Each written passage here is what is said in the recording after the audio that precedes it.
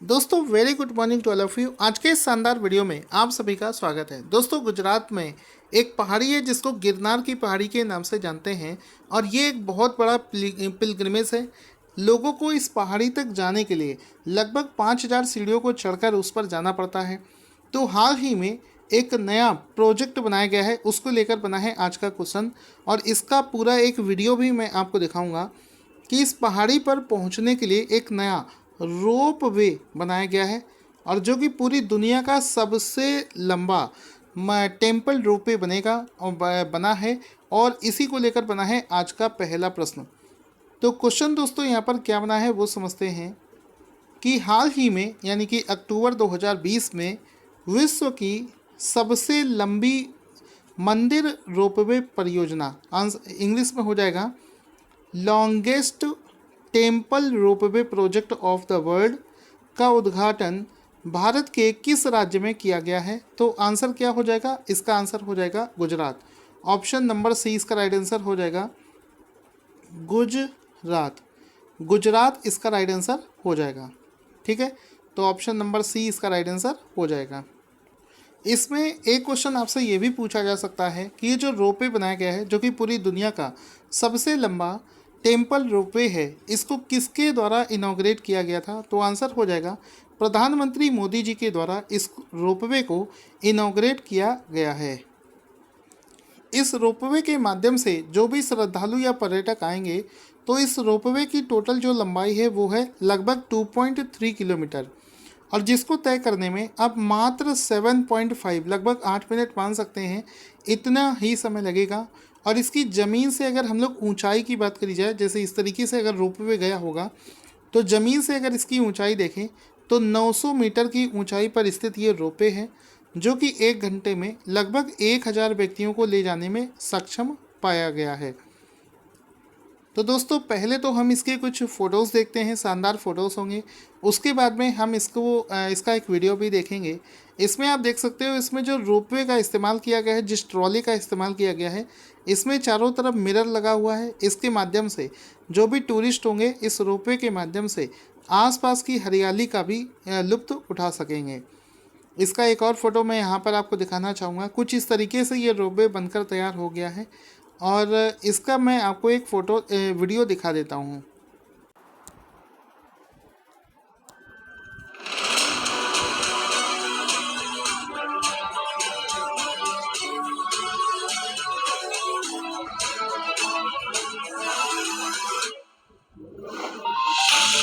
गुजरात का सौराष्ट्र, जहां विराजमान है भगवान सोमनाथ और द्वारका में श्री कृष्ण, इन्हीं के पास जूनागढ़ में स्थित है गिरनार। लाखों श्रद्धालुओं की आस्था का प्रतीक और आध्यात्म का ये क्षेत्र जितना खूबसूरत है उतना ही कठिन है। लंबी चढ़ाई और थका देने वाले रास्ते दर्शन को बना देते हैं कठिन। श्रद्धालुओं की इस कठिनाई को समझते हुए हमारे प्रधानमंत्री और तत्कालीन मुख्यमंत्री श्री नरेंद्र भाई मोदी ने गिरनार को रोपवे से जोड़ने का निश्चय किया था, जिसे मूर्त रूप मिला मुख्यमंत्री श्री विजय भाई रूपाणी के मार्गदर्शन में गुजरात टूरिज्म के अथक प्रयासों से। ये प्रोजेक्ट है स्टैच्यू ऑफ यूनिटी तथा मोटेरा स्टेडियम के बाद तीसरा यूनिक प्रोजेक्ट और विश्व का सबसे बड़ा मंदिर रोपवे प्रोजेक्ट, जिसकी लंबाई है 2320 मीटर और ऊंचाई 900 मीटर। क्षमता है 1000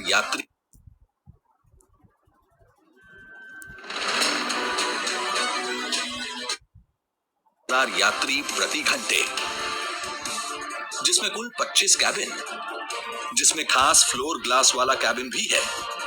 भवनाथ की तलहटी से अंबाजी की चोटी तक 5500 सीढ़ियों का अंतर मात्र 8 मिनट में पूरा करेगा, जिसे बनाया गया है पीपीपी मोड द्वारा 130 करोड़ रुपयों की लागत से। साथ ही गुजरात पवित्र यात्रा धाम विकास बोर्ड द्वारा मां अंबा के मंदिर तक पहुंचने तक बुनियादी सुविधा तथा सौंदर्यकरण का कार्य भी किया गया है। इस परियोजना से न केवल श्रद्धालु बल्कि पर्यटकों को एक गंतव्य के रूप में आकर्षित करने और पूरे क्षेत्र के विकास पर ध्यान केंद्रित किया गया है। इन सभी का शुभारंभ करने जा रहे हैं माननीय प्रधानमंत्री श्री नरेंद्र भाई मोदी। गिरनार रोपवे, आस्था का नया सेतु। दोस्तों चूंकि क्वेश्चन बहुत इंपॉर्टेंट है एंड आई होप आपको वीडियो देखकर अच्छा लगा होगा, तो दोस्तों आप लोगों से एक और चीज़ पूछना चाहता हूँ, किसी क्वेश्चन में अगर मैं आपको डेली बेसिस पर एक वीडियो दिखा दूँ तो आपको कैसा लगेगा, ये चीज़ कमेंट करके ज़रूर बताना। अब यहाँ पर इस रोपवे से रिलेटेड जितने भी फैक्ट हैं वो हम सब देख लेते हैं। ये जो गिरनार की पहाड़ी है, यहाँ पर कई सारे मंदिर हैं, जैसे कि अंबार मंदिर है, दत्तात्रेय मंदिर है और कई अन्य जैन मंदिरों का यहाँ पर स्थल है। इस वजह से ये इम्पॉर्टेंट है, तभी वहाँ पर इस रोपवे को बनाया गया है। ये जो रोपवे है ये जूनागढ़ ज़िले में गिरनार पर्वत पर है, ये मैं आपको बता चुका हूँ। जिला कौन सा पड़ेगा? जूनागढ़ जिला ये पड़ेगा, इसको आप याद रखेंगे। इसकी लंबाई मैं आपको बता चुका हूँ। अगला क्वेश्चन है, इंटरनेशनल स्नो ल्यूपार्ड डे, अंतर्राष्ट्रीय हिम तेंदुआ दिवस किस दिन मनाया जाता है? तो हर साल 23 अक्टूबर को अंतर्राष्ट्रीय हिम तेंदुआ दिवस मनाया जाता है। इंटरनेशनल स्नो ल्यूपार्ड डे मनाया जाता है, तो हर साल 23 अक्टूबर को मनाया जाता है। इसका आप एक फ़ोटो भी देख सकते हैं। क्वेश्चन इस वजह से भी इम्पॉर्टेंट है कि अगर आपसे कोई पूछे कि बताओ स्नो ल्यूपार्ड जो है ये कौन से राज्य का राज्य एनिमल है, तो स्टेट एनिमल ये है हिमाचल प्रदेश का स्टेट एनिमल है। अभी जो CHSL का एग्ज़ाम हुआ था उसमें इससे रिलेटेड एक क्वेश्चन एग्ज़ाम में पूछा गया था। यहाँ पर दोस्तों हम एक लिस्ट देखेंगे जिसमें कि भारत के लगभग जिस अलग अलग राज्य और उन राज्यों का जो स्टेट एनिमल है उसकी पूरी लिस्ट यहाँ पर हम लोग देखेंगे। पहले देखो आंध्र प्रदेश का जो स्टेट एनिमल है वो है ब्लैक बक, और ब्लैक बक का जो बाइनोमिकल नेम होता है वो भी यहाँ पर दे रखा है इमेज के साथ में। तो ब्लैक बक आप यहाँ पर देख सकते हैं, ये है आंध्र प्रदेश का स्टेट एनिमल जिसको एंटीलोप सर्वे कैप्रा के नाम से जानते हैं। और ये जो बाइनोमियल नेम है इसको आप लोग PDF से या फिर वेबसाइट पर जाकर अच्छे से रिवीजन कर लेना, पढ़ लेना। अरुणाचल प्रदेश, यहाँ का जो स्टेट एनिमल है वो है मिथुन, इसका फ़ोटो देख सकते हैं। असम का आपको पता है एक सींग वाला गैंडा, तो यहाँ पर ये आप फोटो देख सकते हैं, वन हॉर्न्ड राइनोसोर्स, एक सींग वाला गैंडा इसका राइट आंसर हो जाएगा। बिहार का होता है गौर।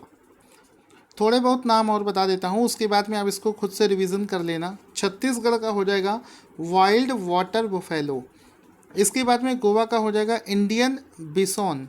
गुजरात का हो जाएगा एशियाटिक लॉयन। हरियाणा का ब्लैक बक। इसके बाद में आगे चलते हैं, हिमाचल प्रदेश का स्नो लेपर्ड, ये मैं आपको अभी बता चुका हूँ, फ़ोटो भी देख सकते हैं। इसके बाद में झारखंड कर्नाटक, दोनों राज्यों का इंडियन एलिफेंट, झारखंड और कर्नाटक का इंडियन एलिफेंट, जिनका की फ़ोटो भी आप यहाँ पर देख सकते हैं। एक और राज्य है जिसका इंडियन एलिफेंट होगा, जैसे कि केरला का भी हो जाएगा इंडियन एलिफेंट, जिसका की फ़ोटो भी आप यहाँ पर देख सकते हैं। आगे चलते हैं, मध्य प्रदेश का देखो बारहसिंगा स्वैम्प डियर, ये हो जाएगा इसका यहाँ पर। इंडियन जाइंट स्क्वायरल, ये महाराष्ट्र का हो जाएगा। इसके बाद में मणिपुर का हो जाएगा संगाई। मेघालय का हो जाएगा क्लाउडेड लेपर्ड। ठीक है, आई होप आपको समझ में आ रहा होगा, फ़ोटो देखने से और अच्छे से क्लियर हो जाता है। तो अब ये लिस्ट बहुत लंबी है दोस्तों, अगर आप इसको डाउनलोड करेंगे टेलीग्राम से या फिर वेबसाइट पर सब कुछ एक्सप्लेन करके लिखूंगा, वेबसाइट से जाकर भी आप इसको पढ़ सकते हैं, ये पूरा लिस्ट है। इसके बाद में एक रिपोर्ट को लेकर क्वेश्चन बनेगा कि हाल ही में the world's women 2020 trends and statistics report किसके द्वारा जारी करी गई है? तो आंसर हो जाएगा option number C, UN department of economic and social affairs, इसका राइट आंसर हो जाएगा। तो ऑप्शन सी इसका राइट आंसर हो जाएगा कि हाल ही में यहाँ पर इस रिपोर्ट को पब्लिश किया गया है यूनाइटेड नेशन की इस ऑर्गेनाइजेशन के द्वारा। The world's women 2020 trends and statistics, एक बार देखेंगे फिर से, the world's women 2020 trends and statistics report को हाल ही में यूनाइटेड नेशन के department of economic and social affairs के द्वारा जारी किया गया है। दोस्तों चूँकि इस समय लॉकडाउन का समय चल रहा है, तो जो अर्बन एरियाज़ हैं वहाँ पर एजुकेशन किस तरीके से किया जाएगा उसको लेकर एक कमेटी बनाई गई है। शहरी विकास शिक्षा प्रणाली, इंग्लिश में बोलेंगे अर्बन प्लानिंग एजुकेशन सिस्टम में सुधारों के लिए नीति आयोग द्वारा गठित एक सलाहकार पैनल के प्रमुख के रूप में किसे अपॉइंट किया गया है? आंसर हो जाएगा Rajiv Kumar. Option number C इसका राइट आंसर हो जाएगा कि शहरी क्षेत्रों में आप देख सकते हैं शहरी क्षेत्रों में शिक्षा के क्षेत्र में एक बदलाव की स्थिति है, क्योंकि स्कूल और कॉलेजेस बंद चल रहे हैं। इस वजह से शहरी क्षेत्रों में स्कूल की प्लानिंग किस तरीके से करी जाएगी इसको लेकर एक जो कमेटी बनी है उसका अध्यक्ष बनाया गया है राजीव कुमार को। तो NITI Aayog panel for reforms in urban planning education, ठीक है। तो इसमें आप देखेंगे राजीव कुमार इस समय कौन है? वो इस समय नीति आयोग के उपाध्यक्ष यानी कि वाइस चेयरमैन है और नीति आयोग के सीईओ का नाम है अमिताभ कांत। इसको आप लोग याद रखेंगे। इसके बाद में क्वेश्चन है किसान सूर्योदय योजना की शुरुआत प्रधानमंत्री मोदी जी ने किस राज्य में करी है? तो हाल ही में ऑप्शन नंबर डी इसका राइट आंसर हो जाएगा गुजरात राज्य में। हाल ही में गुजरात राज्य में प्रधानमंत्री मोदी जी ने एक योजना की शुरुआत करी है जिसका नाम है किसान सूर्योदय योजना। तो ऑप्शन नंबर डी इसका राइट आंसर हो जाएगा। यहाँ पर आप देखेंगे इसका एक फ़ोटो भी दिखा देता हूँ। ये आप इसका एक फ़ोटो देख सकते हैं। लिखा है पीएम मोदी लॉन्चेस 3 की प्रोजेक्ट्स इंक्लूडिंग किसान सूर्योदय योजना इन गुजरात। तो अक्टूबर में गुजरात में 3 योजनाओं का शुभारंभ किया गया है। एक मैं रोपवे वाला आपको बता चुका हूँ, दूसरा है किसान सूर्योदय योजना। इसमें लिखा है देखो दिन की बिजली दिन में उपयोग। इसका मतलब क्या हुआ? इसका मतलब हुआ ये जो किसान सूर्योदय योजना है, पहले तो ये समझो कि ये कृषि योजना है। इसका उद्देश्य क्या है? किसानों को सिंचाई के लिए सुबह 5 बजे से रात के 9 बजे तक यानी कि लगभग 16 घंटे के दौरान बिजली की आपूर्ति की जाएगी, सो दैट वो किसानी में इसका इस्तेमाल कर सकें, अपनी फसल को पानी दे सकें।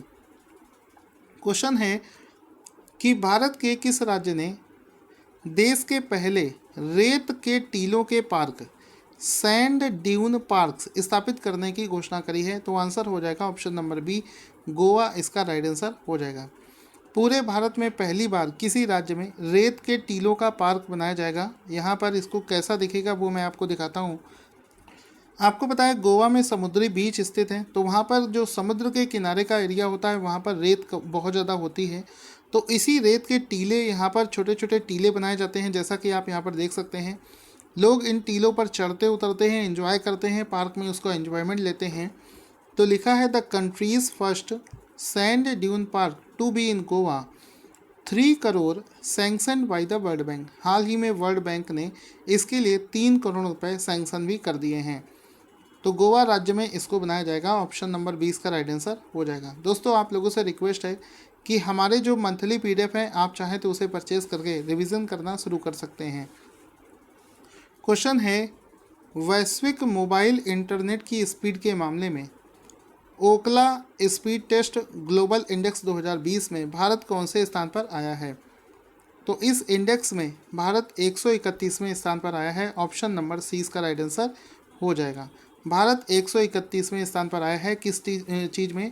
ओकला स्पीड टेस्ट ग्लोबल इंडेक्स 2020 में।